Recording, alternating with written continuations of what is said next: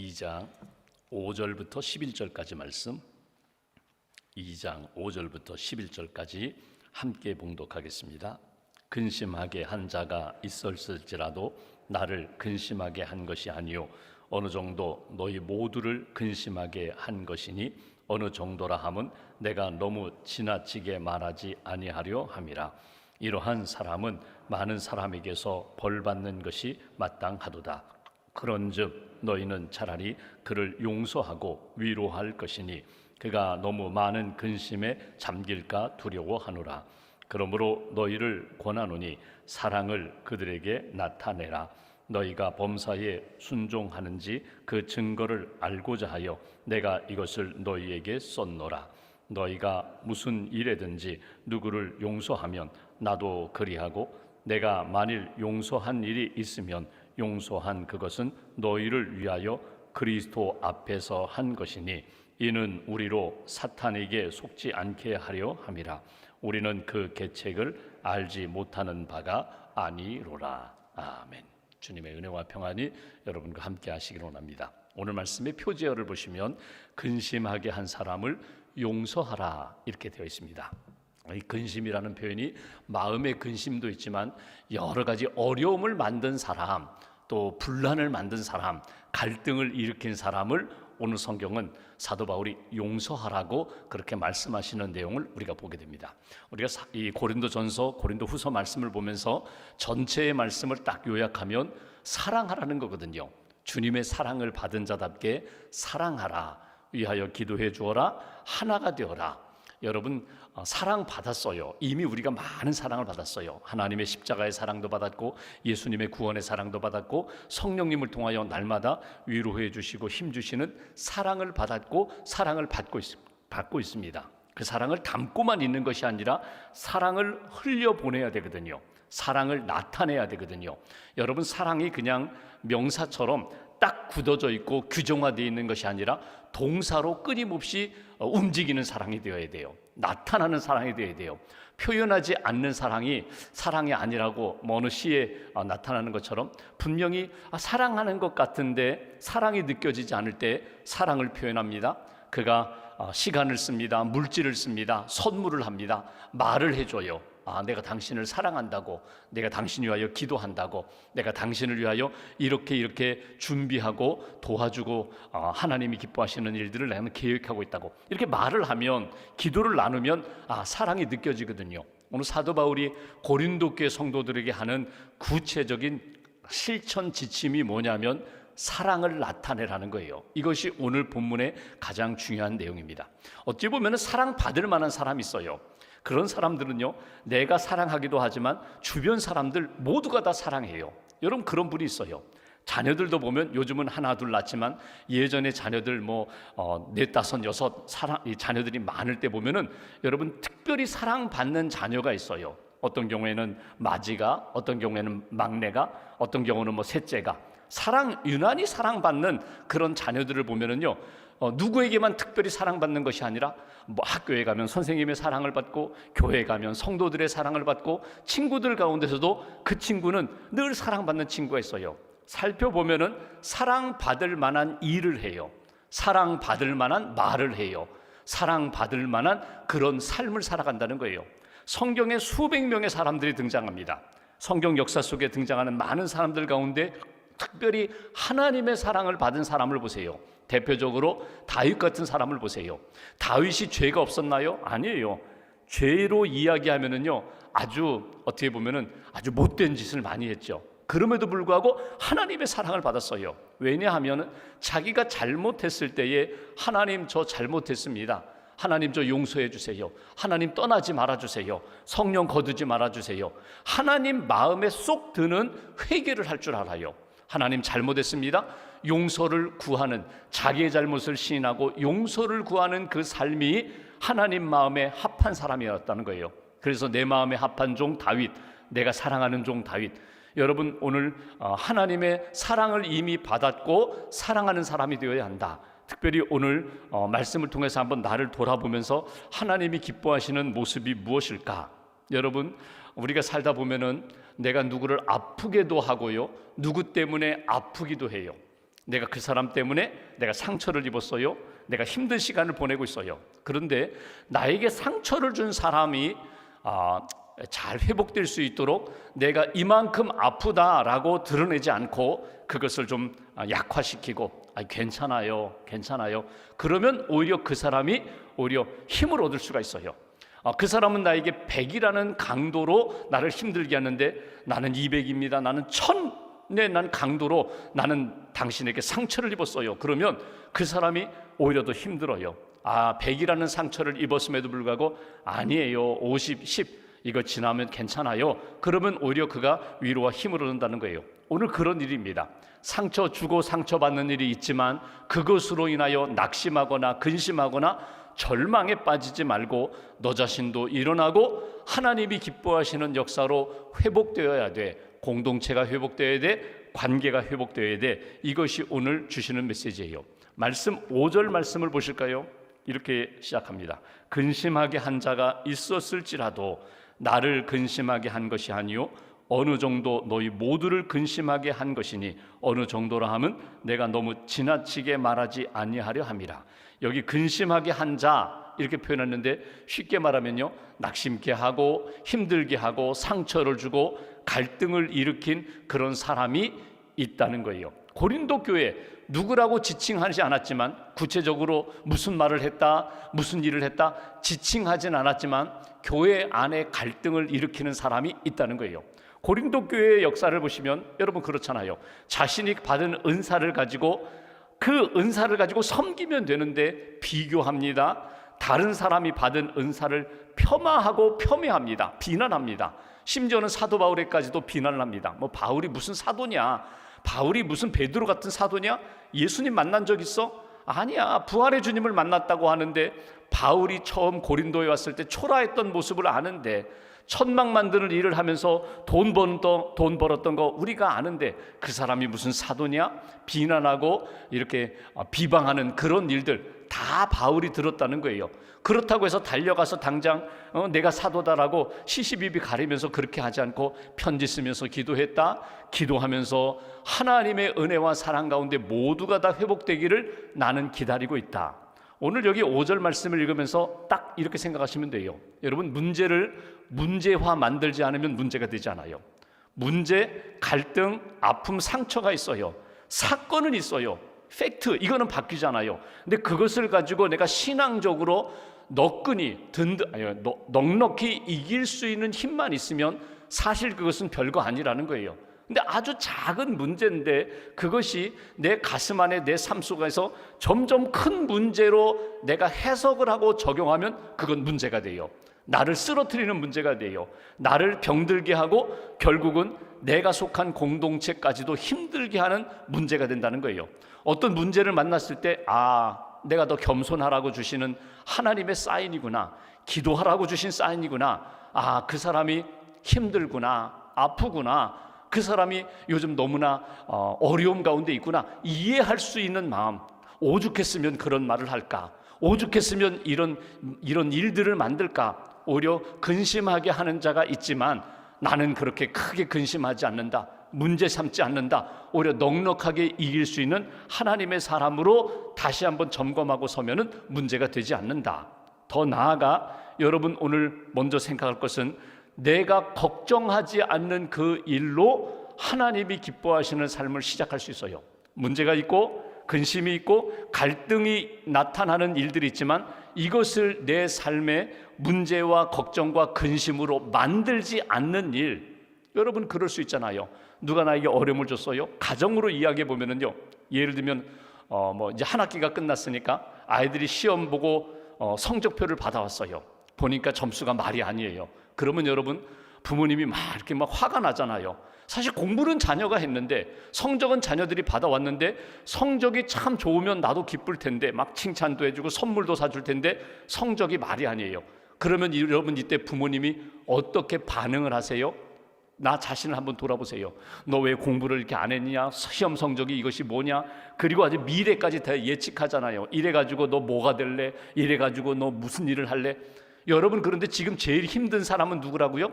성적표를 받아온 내 아들, 딸이 제일 힘들어요.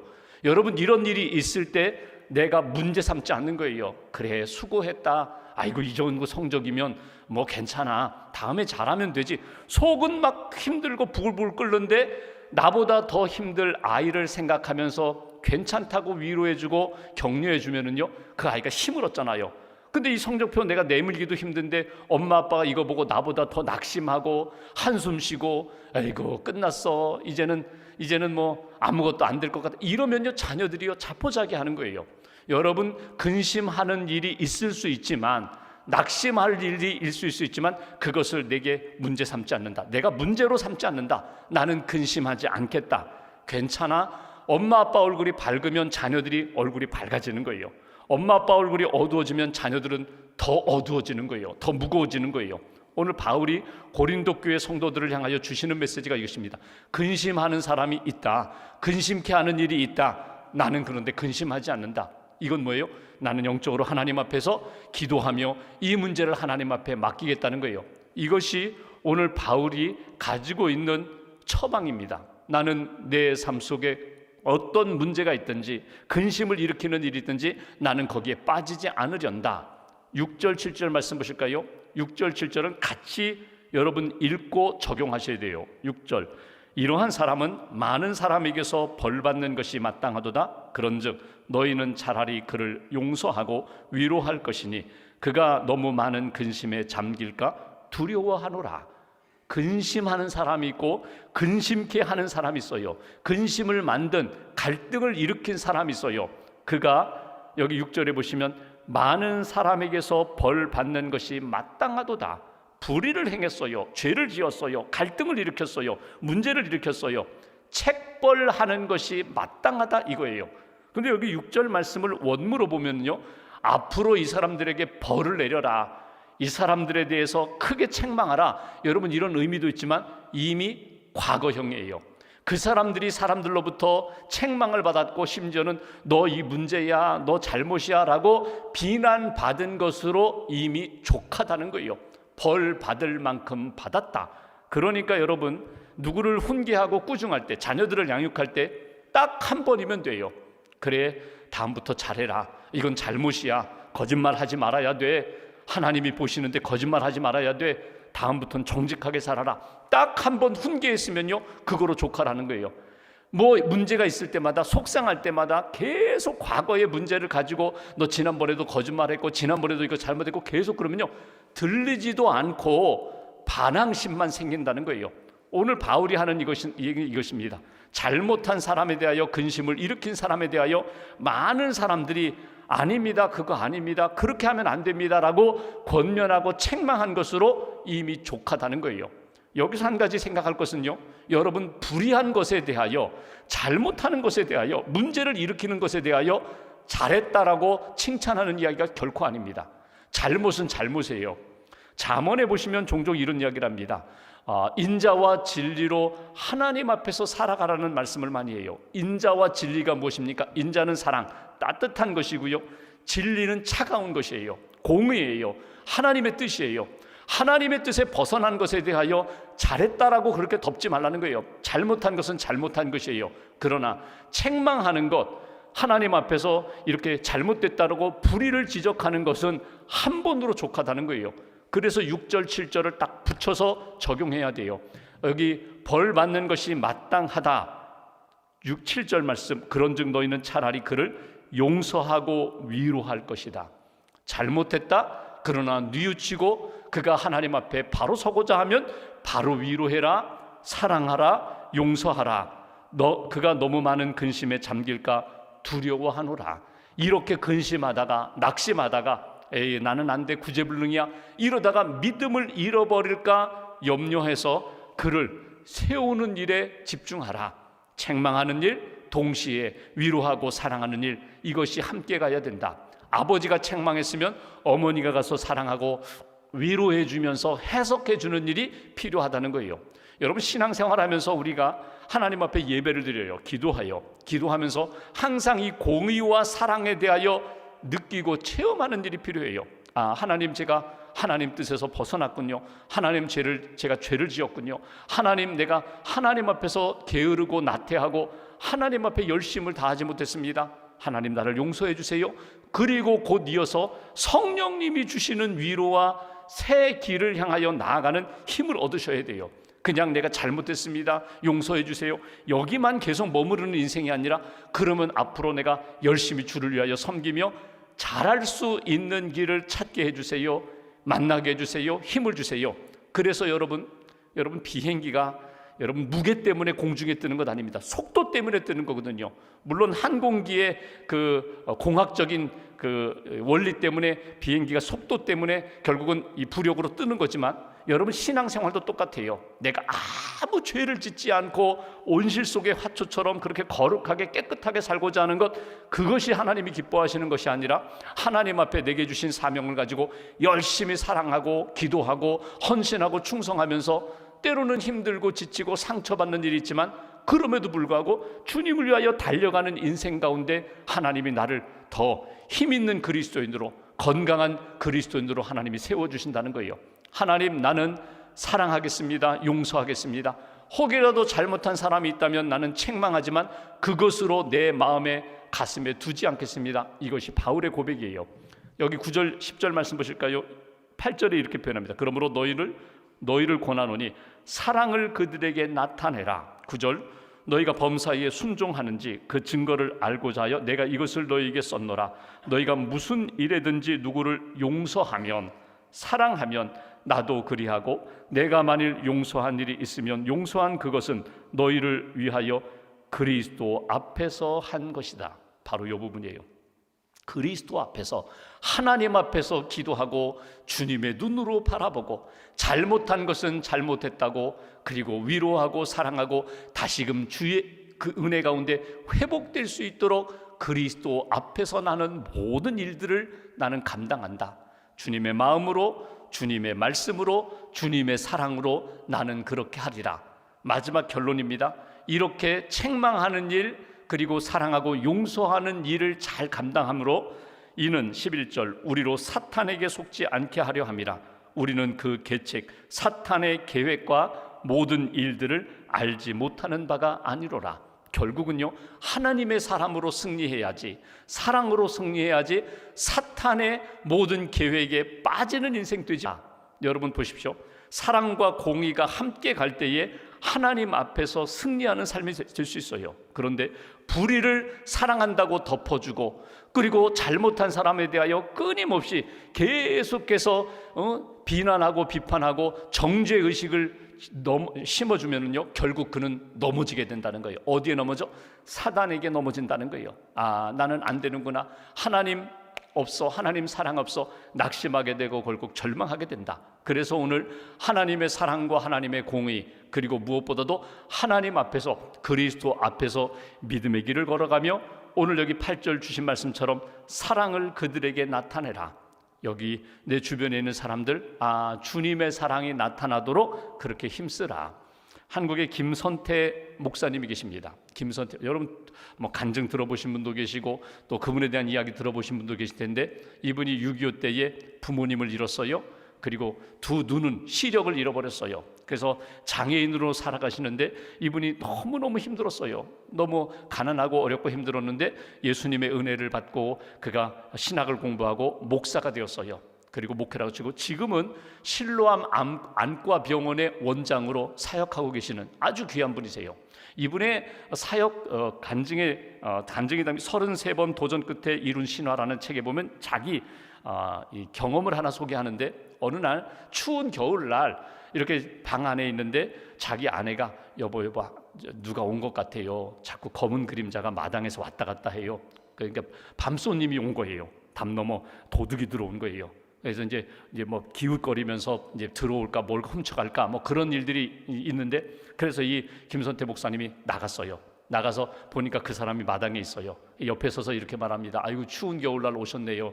들어가서 따뜻한 밥 한 그릇 드시고 가시라고. 사실 우리 집에는 가난해서 뭐 가져갈 것도 없어요. 근데 필요하시면 제가 옷도 드리겠습니다. 뭐 여비도 드릴 수 있어요.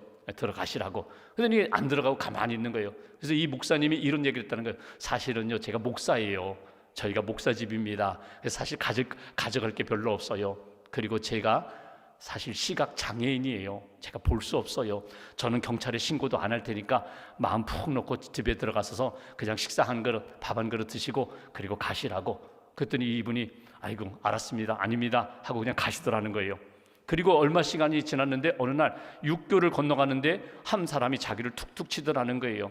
당신은 나를 보지 못해서 알지 못하지만 사실 제가 그날 당신 목사님 집에 들어갔던 사람입니다. 제가 그때 목사님에게 감동을 받았잖아요. 그래서 제가 교회 다니기 시작했습니다. 교회 다니기 시작했고요. 제가 힘들지만 제가 번데기 장사하면서 제가 그래도 정직하게 살려고 제가 그렇게 새 삶을 시작했습니다. 목사님 감사합니다. 그 얘기를 하는 거예요. 그분의 글에 보면 이제 그 얘기예요. 내가 누구를 만나든지, 심지어 밤손님 도둑을 만났어요. 도둑이야 이놈 잡아라. 만약에 소리를 쳤다면 어떤 일이 벌어졌을까? 분명히 그 사람이 그냥 가지 않았을 것이다. 그때 그 마음이라면 아마 우리를 해코지했을 것이고 아마 더 큰 어려움들이 생기지 않았을까. 하나님이 그때그때마다 주시는 상황이 있고 믿음이 있고 지혜가 있는데 주님의 마음 잃어버리지 말아라. 주님의 말씀 잃어버리지 말아라. 내가 그때 힘들고 막 가슴이 뛰고 우리를 해칠 수도 있는 사람인데 사랑하고 따뜻한 마음으로 한마디 이렇게 전했던 말이 그냥 그 위기만 모면한 정도가 아니라 오히려 그 사람의 인생을 하나님이 이렇게 바꾸시지 않느냐. 여러분 누구를 만나든지 어떤 상황 가운데 있든지 오늘 내가 그리스도 앞에 있다는 거 잃어버리지 마세요. 주님의 마음으로, 주님의 말씀으로, 주님의 손으로 섬기면 나를 하나님이 은혜 가운데 지켜주시고 그 사람도 붙들어 주신다. 이것이 오늘 사도 바울의 마음이고 예수님을 믿는 하나님의 사람들이 가져야 할 신앙의 자세다. 오늘 말씀을 가슴에 딱 새기시고 여러분 적용하시면 돼요. 머리로만 아는 성경 지식이 아니라 오늘 누구를 만나든지 기도해 줘야지, 내가 비난하지 말고 축복해 줘야지, 위로해 줘야지, 이 마음, 이 말씀으로 오늘 하루 승리하는 저와 여러분 되시기를 주님의 이름으로 기원합니다. 기도하겠습니다. 말씀 붙잡고 함께 기도하겠습니다. 주님, 나를 사랑하시고 붙들어 주시는 하나님의 은혜를 기억합니다. 어떤 상황에서도 낙심하지 않고 절망하지 않고 믿음으로 기도하는 사람 되기를 원합니다. 사랑하고 용서하고 위하여 기도해 주는 하나님의 사람 되기를 원합니다. 기도할 때에 사단이 감히 우리의 삶을 흔들지 못함을 믿습니다. 하나님, 낙심하고 또는 인간적인 생각과 말로 상처 주고 상처받는 일로 사탄의 시험에 빠지지 않도록 하나님 우리의 마음과 생각을 붙들어 달라고, 우리 가정도 붙들어 주시고 일터도 붙들어 주시고 주의 몸된 교회도 하나님 붙들어 달라고, 오늘 깨끗한 그릇으로 준비하여 하나님이 기뻐하시는 은혜의 사람으로 예배하는 하나님의 사람으로 인도해 달라고 말씀 붙잡고 함께 기도하겠습니다.